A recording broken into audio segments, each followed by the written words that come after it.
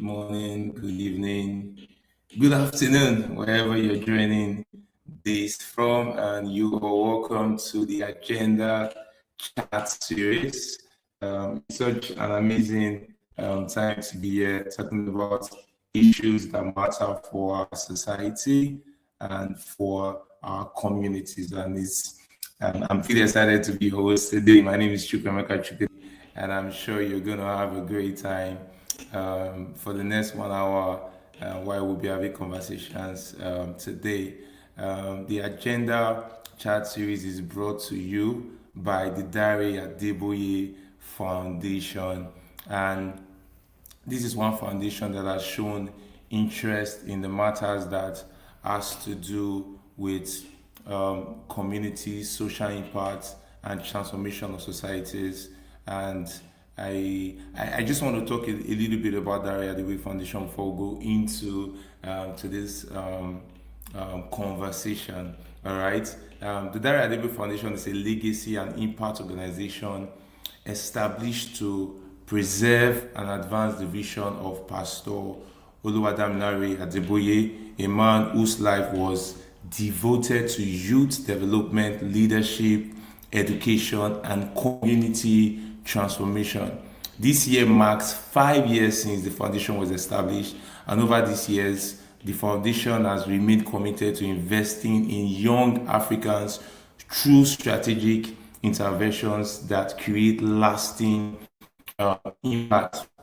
And as this series continue, one of the things you begin to realize is that Dare Adeboye Foundation has impacted lives across multiple sectors: education, politics, social impact, and as many areas of human endeavors that you can think of. And what we are doing with the Agenda Chat series is not just to talk, but to create conversations and come up with solutions that we believe can transform our society. Nigeria, and indeed Africa, is in dire need of real solutions that can take us from the Marie quote and place us on the mountaintop, because that is what we stand for as an organization. We believe that every man, every woman should be given the platform to rise and to make good impact in their society, and that's what we are doing here at the Agenda Chat series. So I'm excited to have everybody here, and today it's super exciting to have a friend, a colleague, to share this conversation with me, and of course with you as well. I want to say this just before I introduce our guest for today. I'm sure some people are already excited to hear him talk. I want you to kindly to share these links, the link to your group chat, your friends, your families, post it on your status, on your social media, and just make sure as many people as possible can join this conversation. And I can assure you that when they are done, everybody who probably join because of you would send you a thank you message. All right, so we have an amazing guest today, Duke Olori. I will just read his bio and then we'll go straight into this conversation so that we don't waste so much time. Just give me a minute. Let me get that out. Okay, so I'm trying to get that his bio out now, so that I can read it word by word. But before I get at that, I just want to say a few things about him. The first time I ever got to meet him was in a program we were running together, the School of Politics, Policies and Governance, and he stood out. He stood out as a very intelligent young man who was super committed to the social well-being of people. If he had a passion towards elevating the mindset of people and bringing people to that place where they can make good impact with their lives. He's an educator, he's an impact person, and it's someone we are pretty much excited to bring on board today. So I will just quickly go ahead and read his bio. All right, that's coming in just a bit. Okay. So Duke Olori is an educator, a mentor, a program manager, and a community leader. He's passionate about helping young people discover purpose and reach their potential. Over the years, he has mentored children, middle and high school students, youth church youths, and now he focused more on young adults within his community. His journey has taken him from the classroom as a teacher to business and leadership development, and now into nation building and community impact through education, governance, and civic engagement across Africa and the diaspora.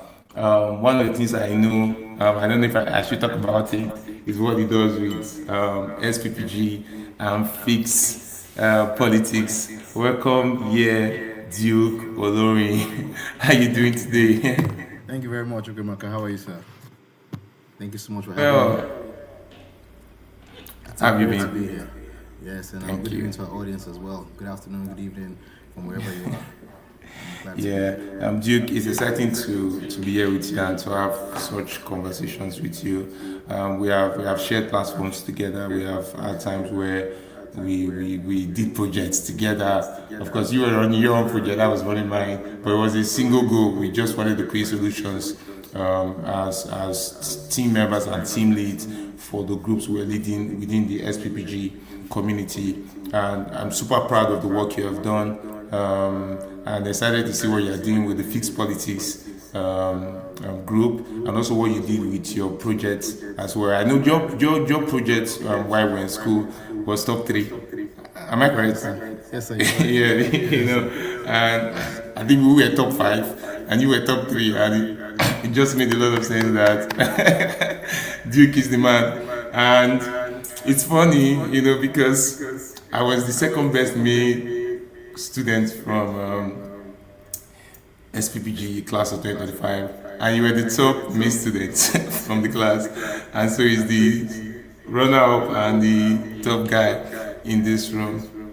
Duke, you have been doing a bit around education, for a long time now, and it's interesting to see the amount of impact you are making, from just being a teacher, teaching young people, teaching secondary school student, primary school student, to now being a policy developer, going into creating policies and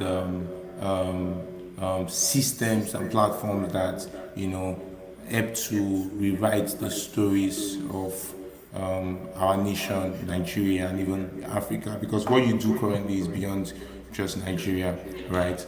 I wanted to ask, just to start off this conversation, what's your thought about the educational system today?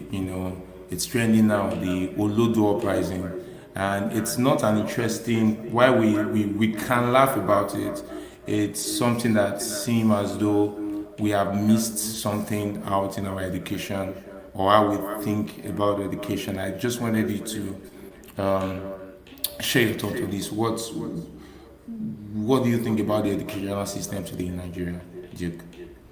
Thank you very much. We jumped right into it. So I would say that, first of all, I don't think it's funny as well. And I personally don't even like the word Olodo uprising, even though it's the truth. I will say this. The Olodo uprising is not a today thing. As a matter of fact, having Olodos amongst us, which are people, I would say, who are just not as educatedly sound, or I would say, because I won't say, the way we use Olodo uprising, I won't say that they are not smart. I would say they're not educatedly sound, academically wise. So maybe they might not speak well, and. But when you think about the Olodo uprising in Nigeria today, I don't think it's just today.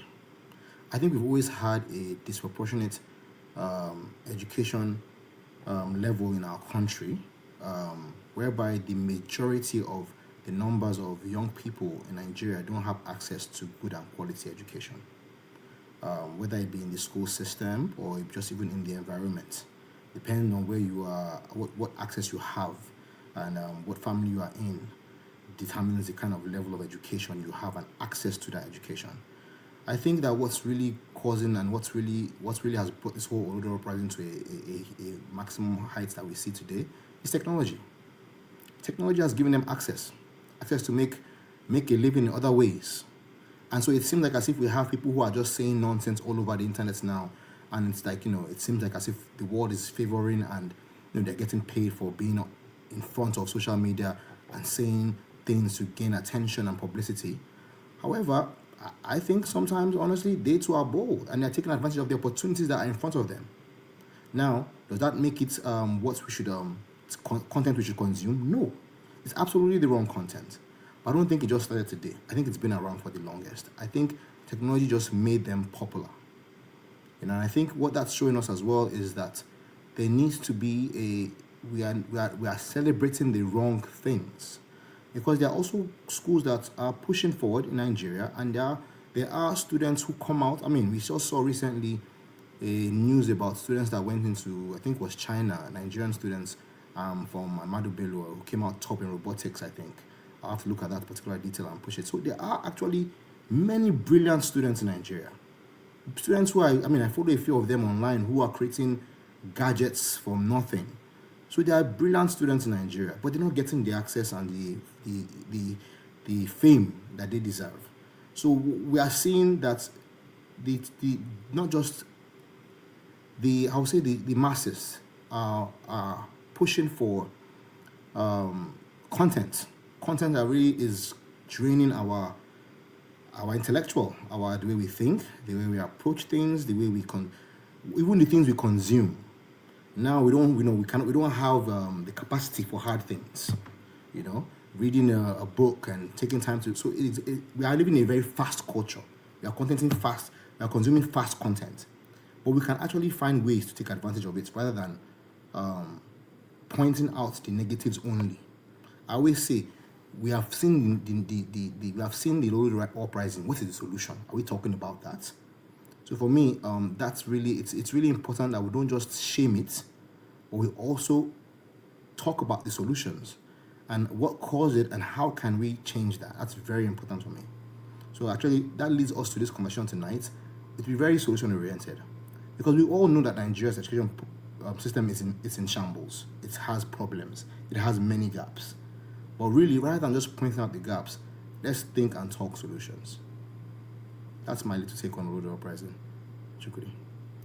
Amazing. And I think I totally agree with you on the fact that we can't just think about the problems alone and just make those complaints. But when we think about the problems, it is so that we understand what the solutions can be, and not just to point out to say, this is the person at fault and all. And I think that, and I just want to quickly just bring this again to you, because so that we can set a very good foundation for this conversation. It's easy for people to blame the government, and I think it's a Nigerian thing to blame the government. Of course, obviously we elected governors, we elected president, and we give them the responsibility to manage the resources of the country. All right, but then we realize that every single issue we now point it back to the government. And something happened today. I just posted something on my WhatsApp. I saw a video somebody shared. A security man took a big waste dustbin or waste bin, right? Very big size plastic bin, takes it out of the compound, whether it was an hotel or something, and it was raining, and it turns every single of those dirt into the drainage, and then when the island, now Lagos, gets flooded, we think about what the governor of Lagos State isn't doing well, and all of that. So where do we go from here in terms of rewriting our educational system? Yes, there are flaws. Yes, things hasn't been the way it should be. There's a lot of gap. Some like you refer to. Recently, some Nigerians went to Rome. Young boys, primary, junior, secondary school. They all took the first prize for mathematics and STEM, right? Amongst hundreds of students across the world, right? But there's also another one set of students who do not even have those privileges, who will never go to Rome, right? Who do not know anything about mathematics, whose 2 plus 2 is still very bad, whose level of exposure, because education is not just the 2 plus 2 now, but the exposure is far from what some of these other kids who are probably privileged get. So, how can we begin to tie down and be able to dismantle this gap in terms of what this person can offer or what this person can get because of how much he can pay for his children, and what this other person who cannot afford so much can get for their own children? Duke. Great question, Chukwemeka. And I like how you brought it back to that we always blame the government. This particular point for me is very important, because I always say that not only do we blame governments, we haven't found a way to start blaming Nigeria, like as if we're not Nigerians. You know, we'll say, may Nigeria not happen to you. Then I always say that, but is Nigeria not Nigeria because of the people, or is it a location thing? Because so for myself, someone like myself who has been privy to travel, I always say that wherever I travel around the world, it's not the country that makes Nigerians, it's the people that represent it that make Nigerians. And so the same goes for our education system. You can't always point fingers at the government, because at the end of the day, they got in there in one way or the other. It took people to get them there. So I think when we look at even the education system, we have to look at ourselves. You know, what are we doing to support the education system? I remember that when we grew up, well, I'm not to kind of give up my age now, but when we grew up, there were songs that aided wanting to stay in school, wanting to stay focused. Education was almost like the primary thing. And don't get me wrong, but some of it was very, you know, many of our parents would encourage you, go to school, you must become this, you must become that.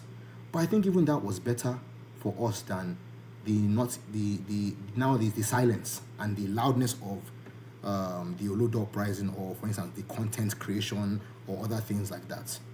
And I would say that you asked a question about how can we support the underprivileged. Again, I think participation across board.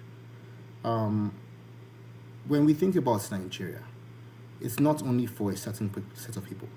It's literally, and it is for any country, right? There is the low class, the middle class, the upper echelon class. There's the impoverished. Unfortunately for us, we have many of those, which is why we have one of the highest out-of-school rates in the world. Nigeria has that. But the only way that it can change, it's by us actually caring. Everybody. I'm not saying we don't care. What I mean is that it's not enough to just say this is not working. But who are we? What are we doing? Are we asking questions?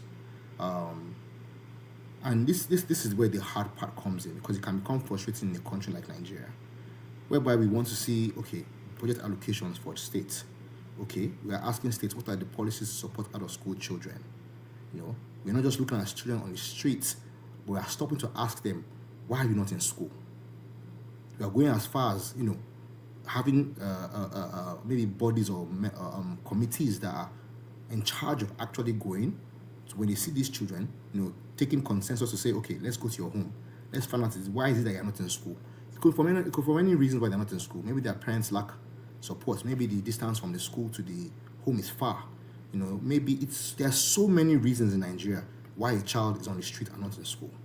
But if we don't have a system that's actually going for it, that the government has set aside, and that the communities are aware of, then we're not actually making any changes.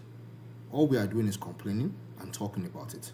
So I always say that we have to design these systems. And some of these systems are there, but they're not just held up to account. So for instance, there are policies for it, but then the follow through, the implementation.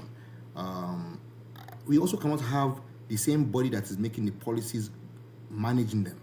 There needs to be one that's governing and one that is managing it. So for instance, and I've been privy again to have taught overseas. I taught abroad for over a decade in early childhood, and I've also mentored middle schoolers, which is junior secondary school and then senior secondary school as well overseas. I've also supported a few schools in Nigeria in observing and even teaching. And I've noticed that one of the major differences is the level of accountability. In a private school, for instance, a parent does not know what access they have to hold the school accountable over their child's education, over the teachers that are there, even over who is the commissioner of the state, and for instance, the local government. I mean, attending these town hall meetings and speak. I'm not saying that we don't do it. I believe we do it, but how well do we do it? How well do we follow up? These are things I think that even us citizens need to be questioning ourselves. When last did you go to a state meeting around education and ask questions? You know, you as a father or mother, how often do you visit your school's PTA meetings and contribute? In your child's life, do you leave everything to the school, or are you also following and learning? When we would lead as teachers, it was imperative for us to always have meetings with our parents in the beginning of the year, and I'm sure that we do this in Nigeria as well. We have PTA meetings, but then going back to the accountability part of it, tying it to outcomes. For instance, the thing in STEM in America that we do, whereby as a parent you have to attend at least a certain amount of PTA meetings. If not, your child might not qualify for the funding the state is given. But in Nigeria, I don't know, and I'm still looking and doing my research, is how these systems, how well are they enabled, how well are they equipped, how well are they there? So we have to start asking these questions if you want to see our students, even out of school children numbers reduce. You know, you spoke earlier, if I can go back to the project we did in Capstone on child's right and advocacy. Supporting the advancement of rights for children was the name of our capstone project at the School of Politics, Policy and Governance. And one of our big parts of it was getting some children out of school into schools.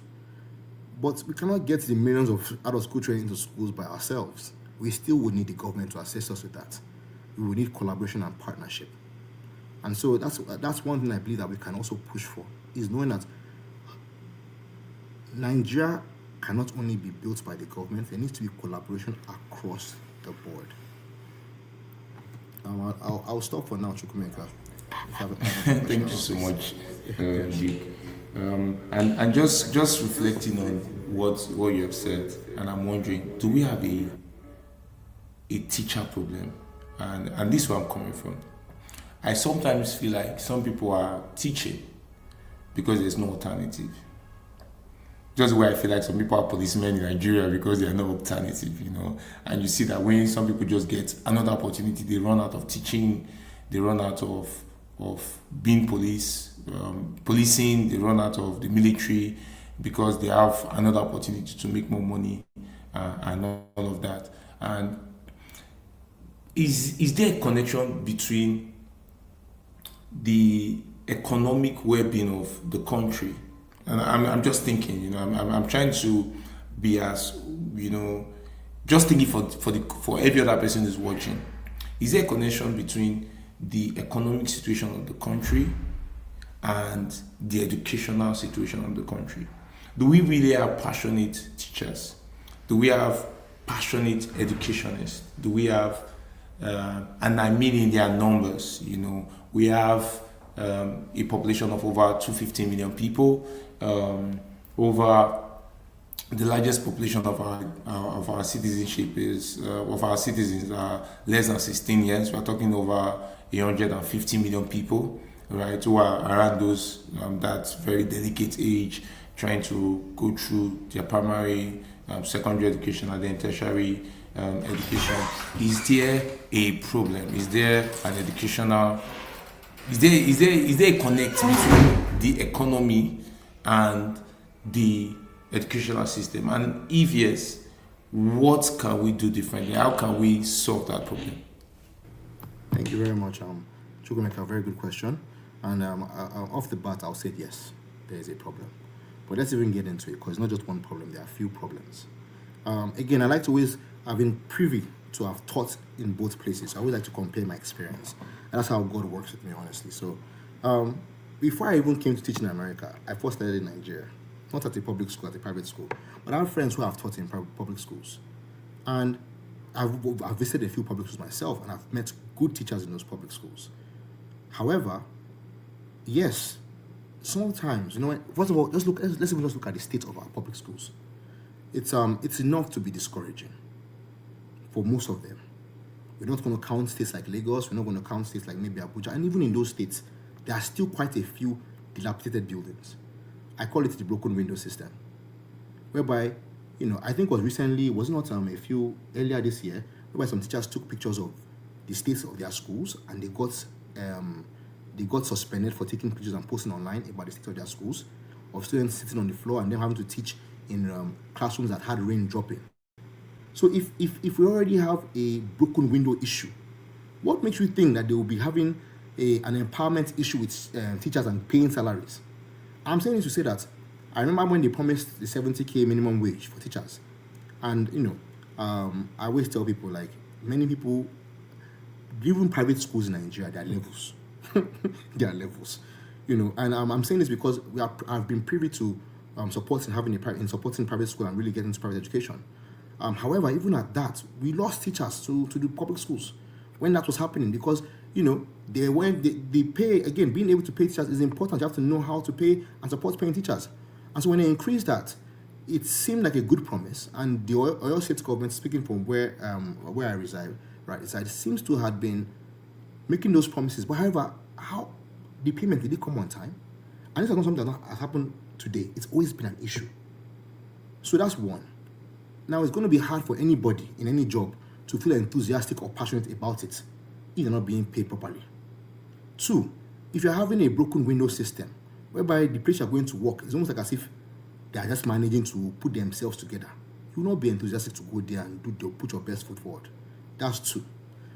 Three, in teaching, I've been fortunate to understand that, it takes years to become a good teacher, first of all. You can have a passion to want to be in it, because when everybody is a gifted teacher, you learn on the job, actually, by seeing other teachers around you that are good and copying from them.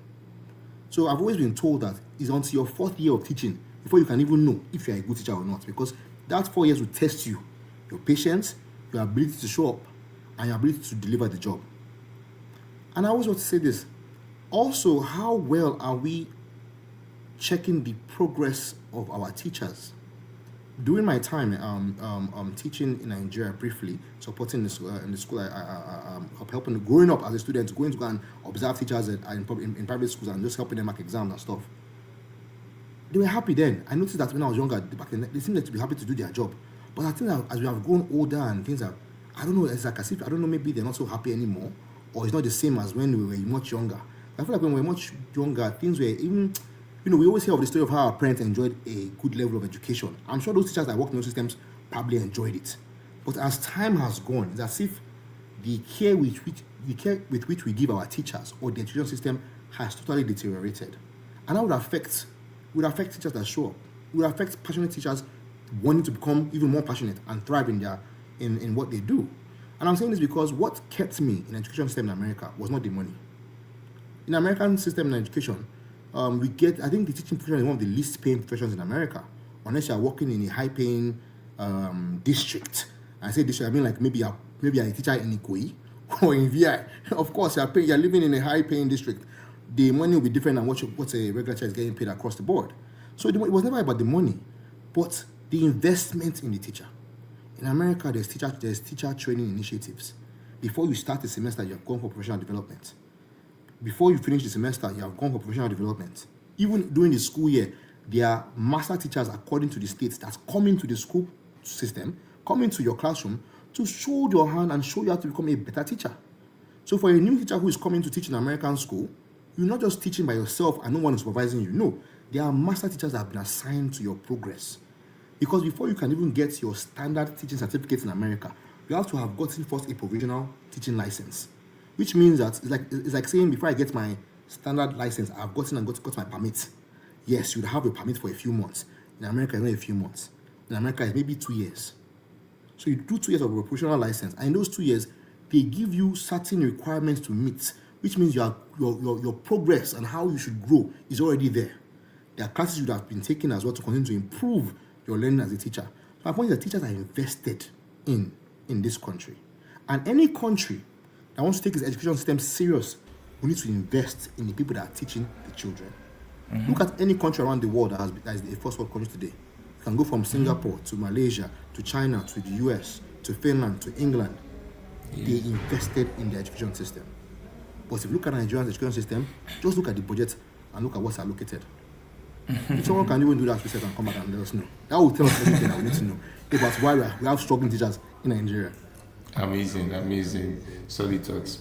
Thank you so much for this. I'm going to take this a little step higher, but that will be when we return from this very short break. It's been interesting just listening to all that you have said. And one of these I want us to talk about when we return after the spotlight video we want to play would be to talk about how we as individuals and as communities can fix the broken window system you talked about. So everyone, I'm sure you've had a very interesting time. It's the Agenda Chat series, and the purpose of this is basically for us to ensure that every single person, begin to take responsibility for our country, responsibilities for our communities, and begin to find solutions to problems around us, and that's why we are here. All right. So in just about a few seconds, would get out a video that tells a little bit about some of the things we have done in the Dare Adeboye Foundation, and I will be back alongside Duke Olorin. All right.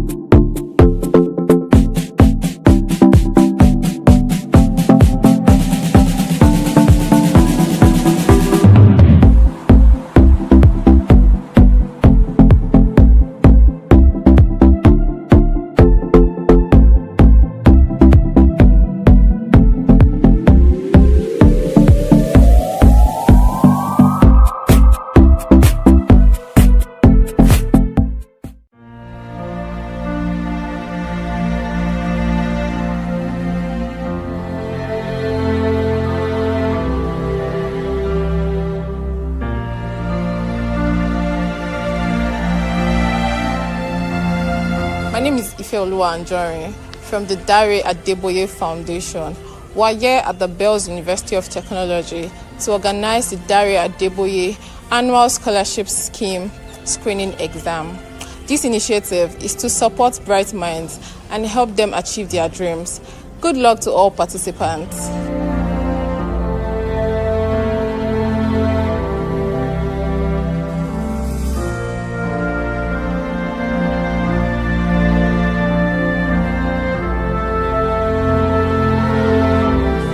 My name is Idiola Meshak.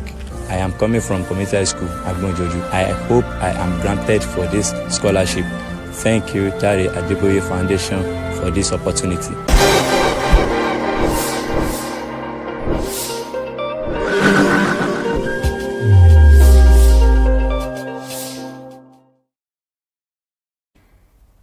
Welcome back, everybody, and welcome back, Duke. Hope you had the opportunity to take water.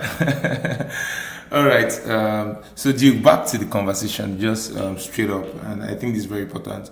For those who are watching, if you have your questions, you can put your questions in the comment section, and we'll take one or two of those questions before we end this session.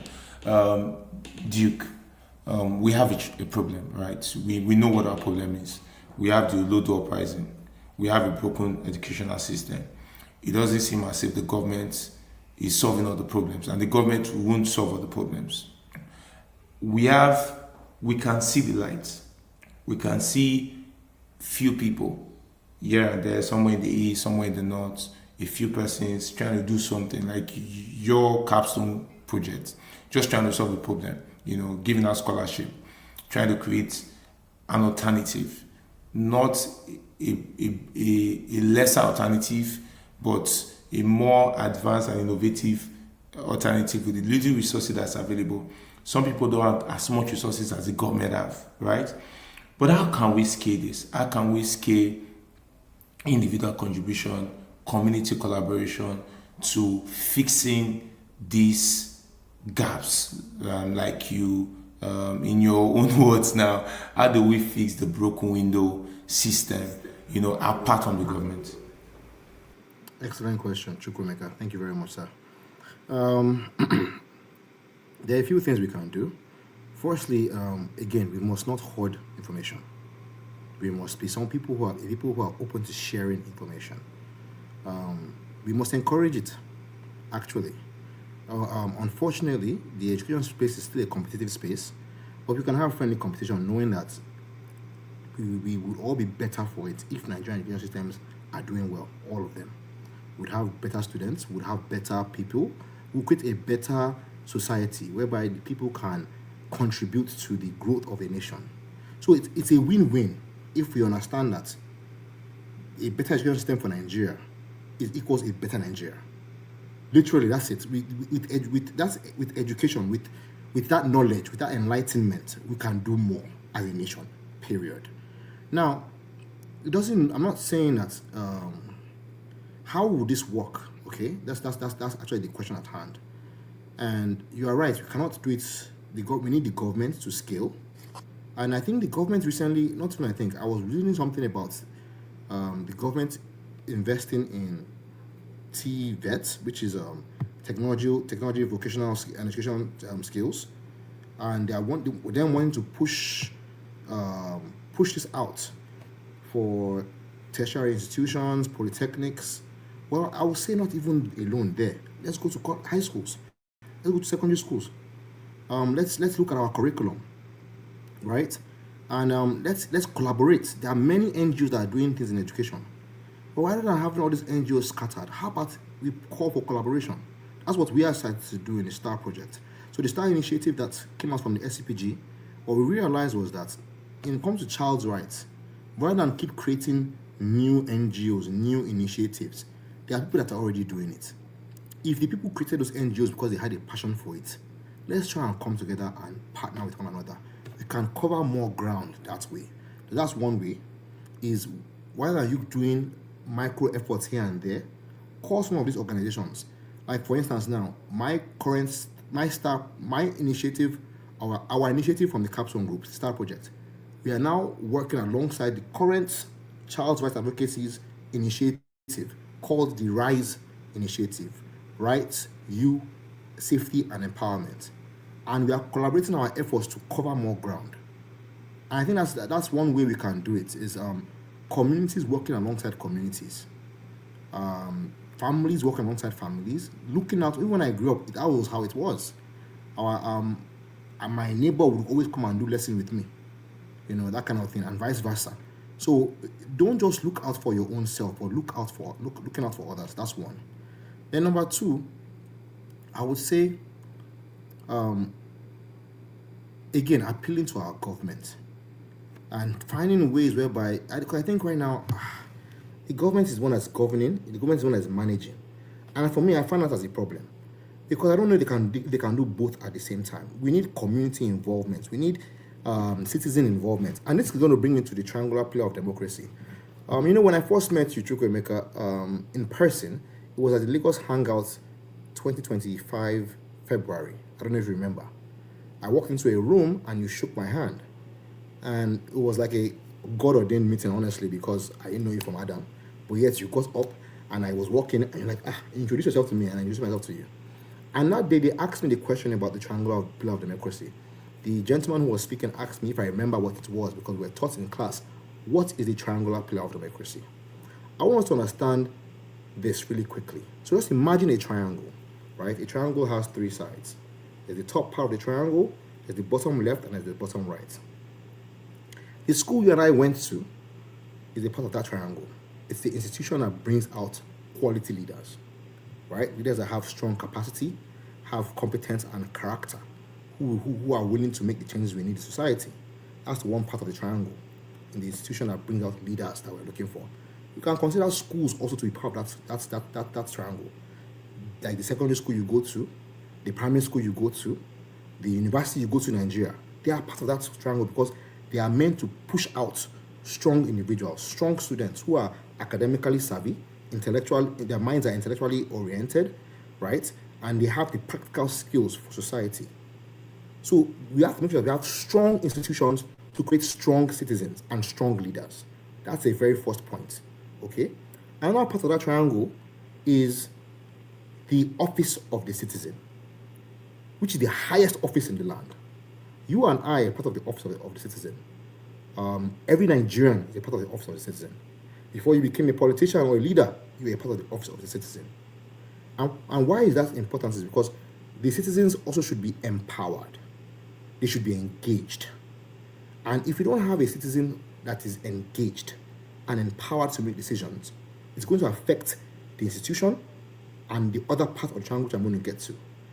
The last part of the triangle is the part that I like to call the lawmakers, the judiciary, those that enforce, those that are like they do the bills and they propose bills and reforms. Now that part is also very important because they also have to ask questions and propose new bills and new ideas. So if we don't fix our school system, if we don't fix the institutions in which our children go to school in, we're going to create bad leaders. We're going to create citizens that are not responsible or responsive to society. We're going to create citizens who don't really care about what's going on, and there will be a lack in different areas. So we must care for all parts of this triangle. And I'm sharing this because you ask how can it work? Well, collaboration. We must be equally invested, asking the government questions, and not just allowing them to get in. I'm not saying we don't do this. I'm just saying we have to take it another step further. We have to be work 4 times as hard. We cannot just sit because those that are in government, they know what they are doing. No, they are aware of the budget. They are aware of the dilapidated buildings. They are aware of the things, and you cannot blame them. They also need someone to hold them accountable, right? You can't just put you can't just have a leader who is not serving, and as people who our leaders serve, we can hold them to account. We must hold them to account. We must ask them questions. I mean, in the Bible, the disciples asked Jesus Christ questions. Not only the disciples, but everybody asked him questions. So we must be able to have open answer questions and get answers that we're satisfied with.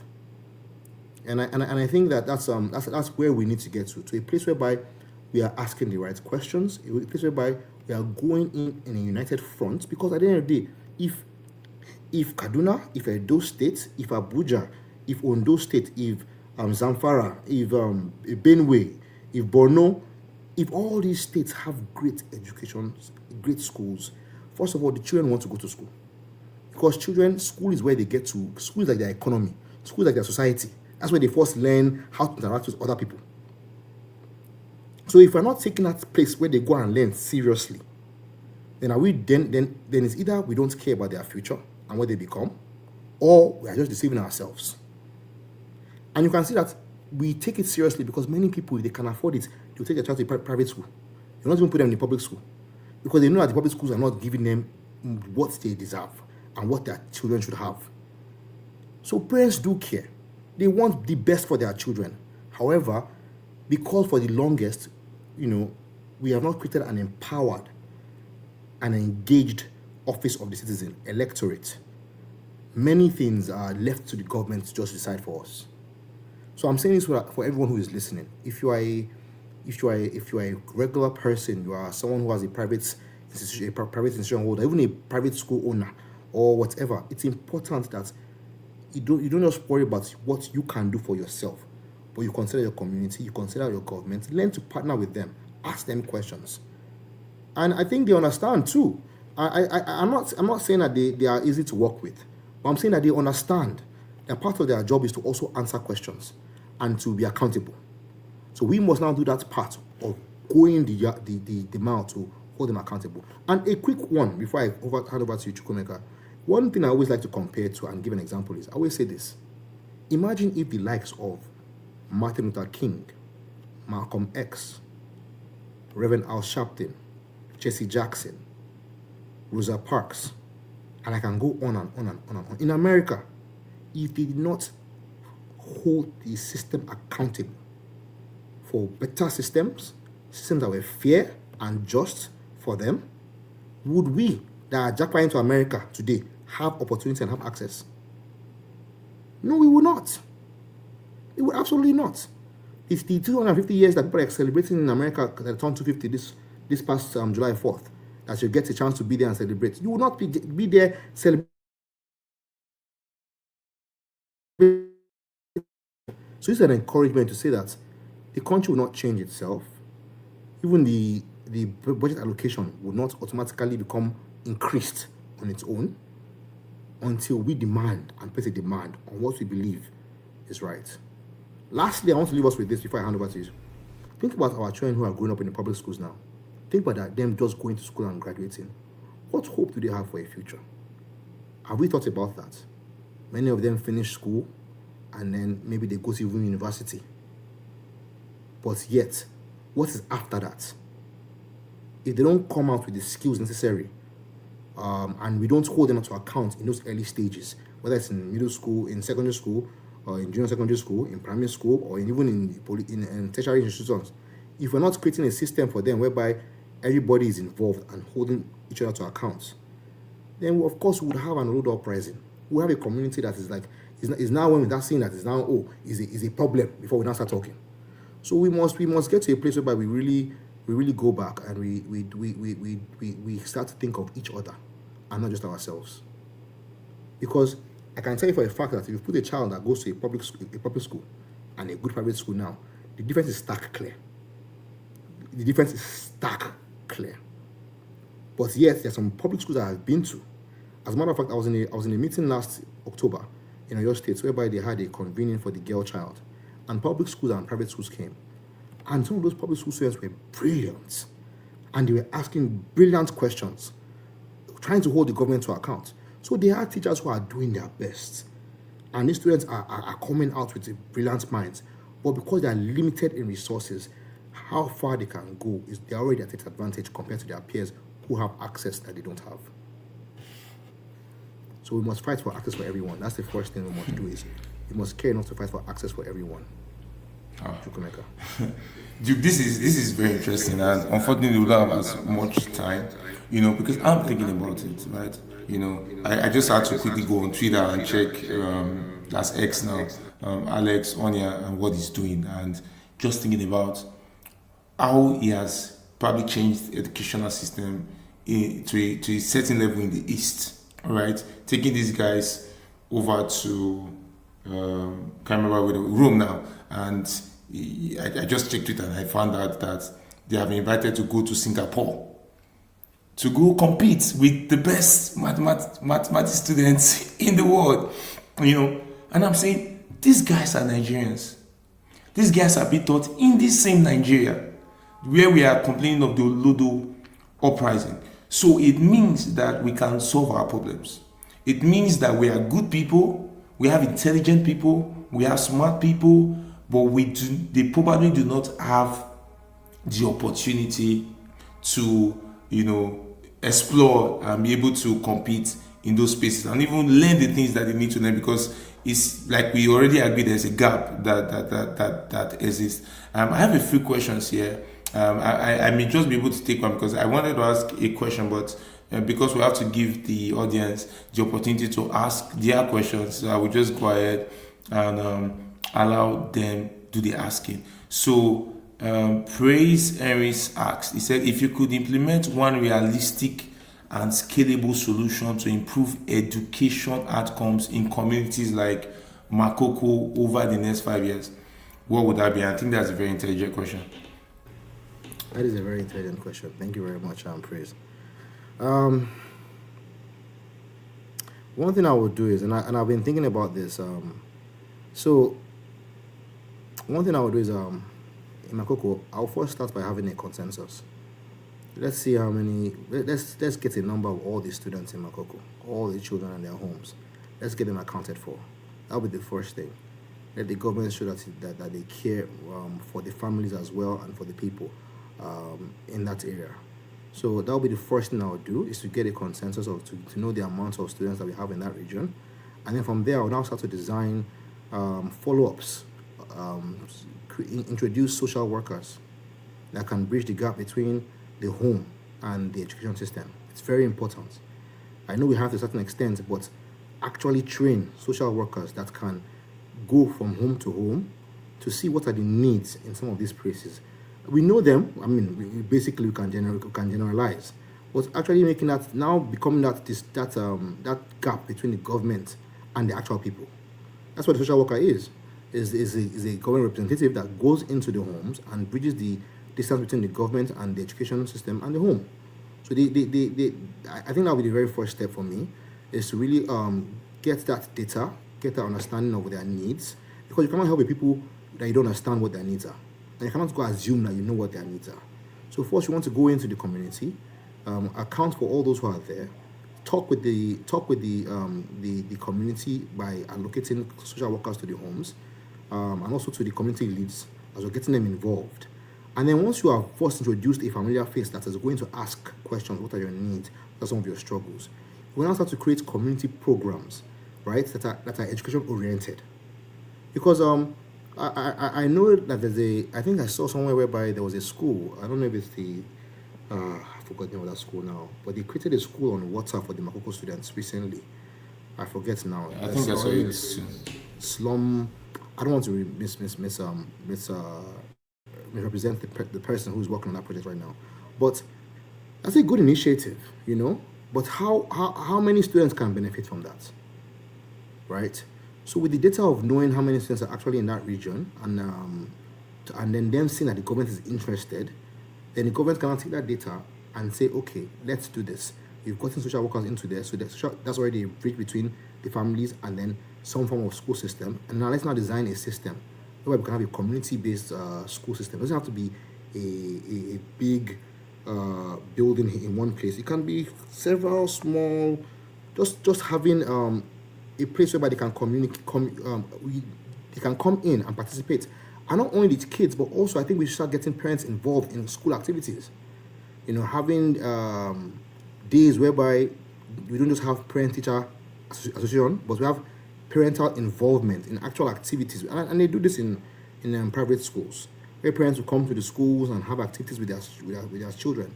I think this can also be introduced, whereby we are having moments whereby the parents are coming in and they are learning what their kids are learning in school, and they're learning to participate with them as well. So when it comes to education, right, we have to understand that our job is not only educating children, but we also get to educate our parents. It's very important that we understand that. Not many parents have had the privilege to go to school, especially in areas like Makoko.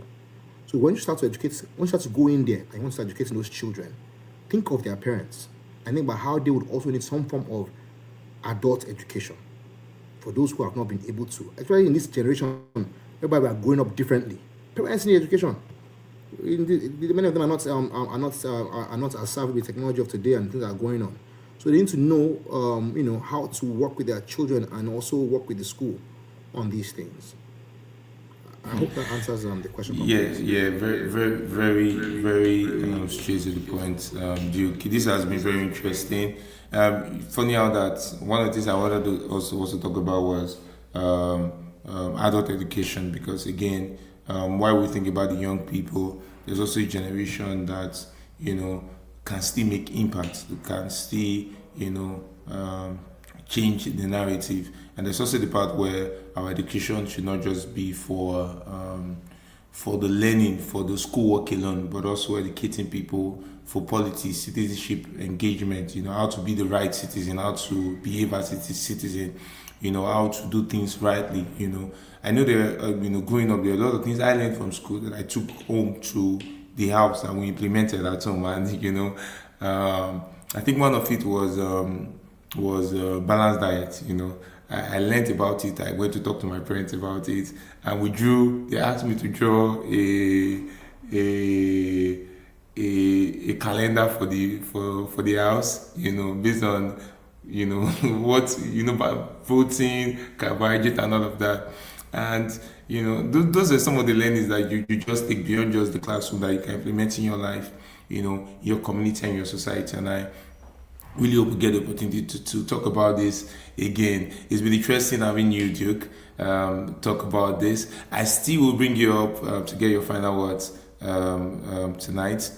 But there's a quote from Dare Adeboye Foundation that I would like to just get people to reflect on. For everybody who's watching, we would like you to reflect on these quotes. It says that it's from Nelson Mandela, and Nelson Mandela is the first in Africa and the world, and there's a lot to learn from his life, his legacy, and the things he fought for his country and for Africa. See, he said that education is the most powerful weapon which you can use to change the world. Education is the most powerful weapon which you can use to change the world. And we really just want everybody who has watched this to think about this, right?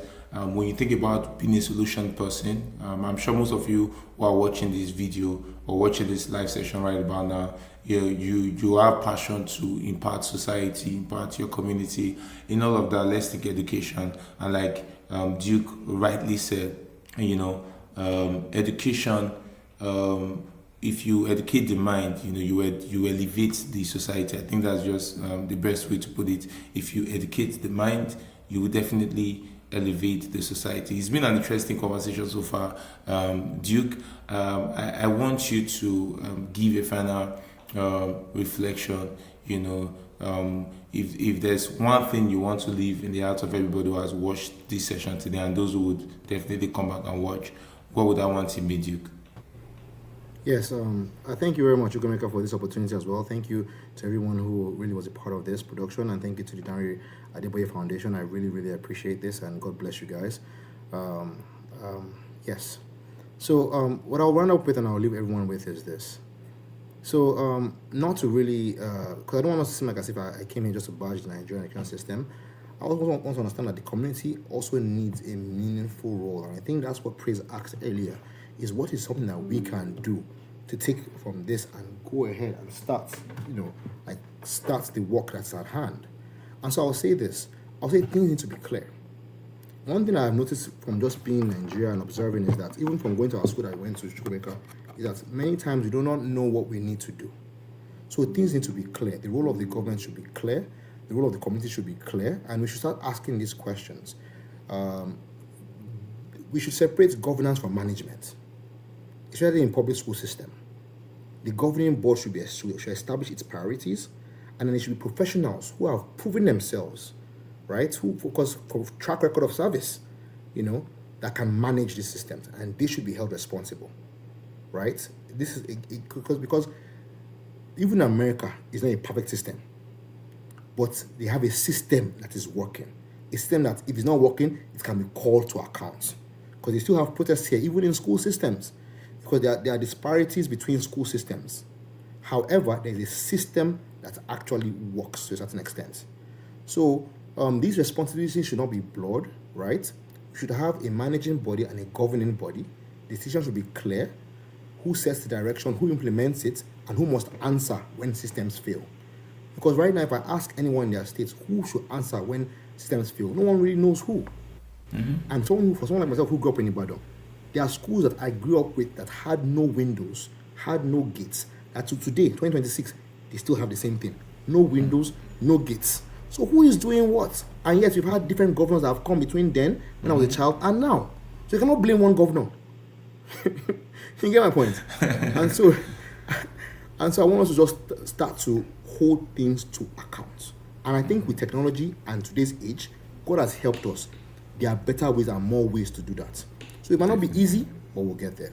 Thank you very much. Thank you so much. Excellent submission. This is just super amazing. Thank you so much, Duke, Lauren, for coming on board today and being a part of the Agenda Chat series. I'm sure we definitely get to bring you some other time. It's just amazing to hear you speak and provide solutions. Thank you to everyone who joined this conversation. I can see lots of comments from the chat. Thank you everyone for joining this conversation. This will happen again soon. Do well to subscribe and then turn on the notification button on YouTube, and also follow us on Instagram so that you don't miss, and of course other social media platform, LinkedIn and co, so that you don't miss any of the updates as they come in. It's been interesting, talking about the educational system and how we can bridge the gap. All of this conversation ends with one point: you, the guests, you, our viewers, taking deliberate actions towards changing the narrative for our country and our communities. Do it one step at a time. Wherever you are residing, whether you are somewhere in Moe, in Ogun State, or somewhere in Agban in Enugu State, or you are located in Uselu in Benin City, your responsibility will be to take the learnings from here and impart one school, two schools, and the entire community, and maybe even the state. And who knows, we'll be celebrating your achievements as someone who has taken learnings from here and changed the narrative for your community and Nigeria. For myself, it's been exciting moderating this class, this session rather, and I'll see you again soon, and remain blessed and keep making positive impact. Thank you, and God bless you. Bye.